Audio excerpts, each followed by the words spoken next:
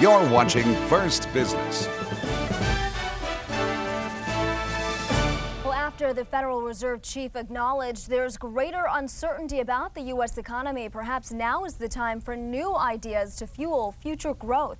Here with some of new ideas, Frank Islam, co-author of Renewing the American Dream. Welcome to the show, Frank. Thank you. So what is the single most important thing our economy needs to get back on track?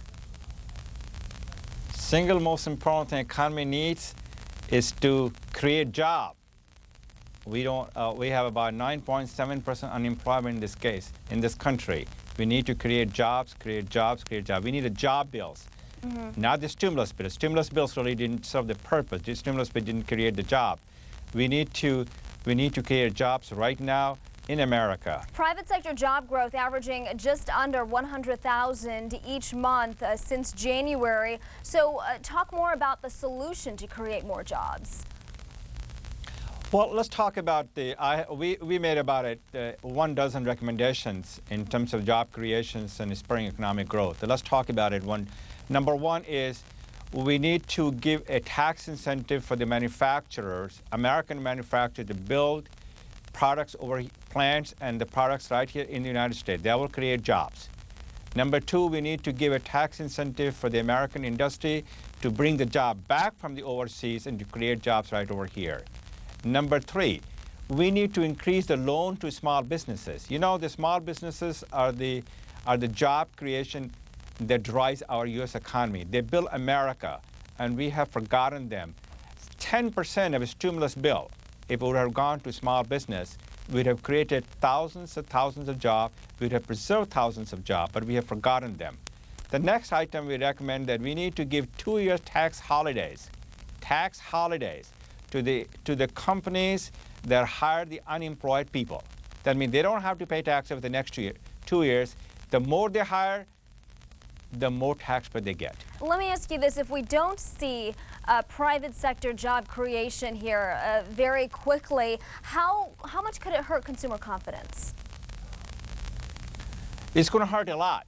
As you can see, the Wall Street Journal has, not too long ago, they had about, the American company has about sitting is $1 trillion. They're sitting on it. They made the profit. And they do not want to invest in America because they think this administration is anti-business, which is really not true. So then the government cannot really have another stimulus bill and create jobs because they were not able to create. Private sector is a public-private partnership is going to create a job. Let's go over the economic stimulus package, if we could, Frank. Out of a total of $787 billion in that stimulus package, $485 billion has been spent. $302 billion is still left over. Now, has this money been spent fast enough, in your opinion?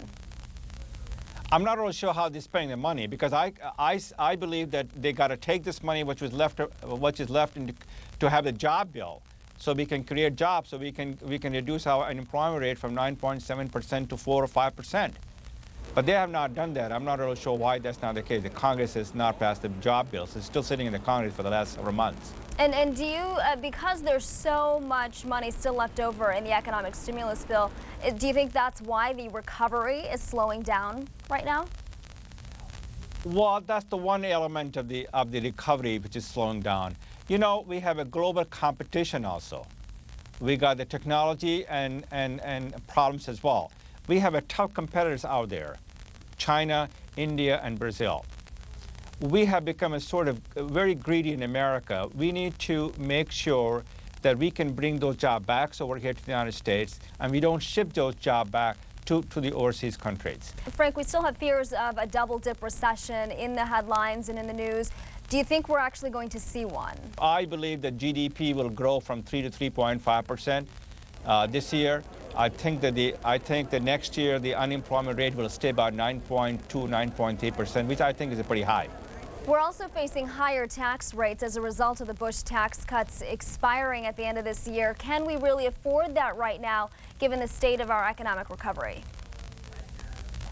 Well, I am on in the favor of a tax cut. I believe that rather than paying the capital gains, that's what we're supposed to be. They're supposed to take that away.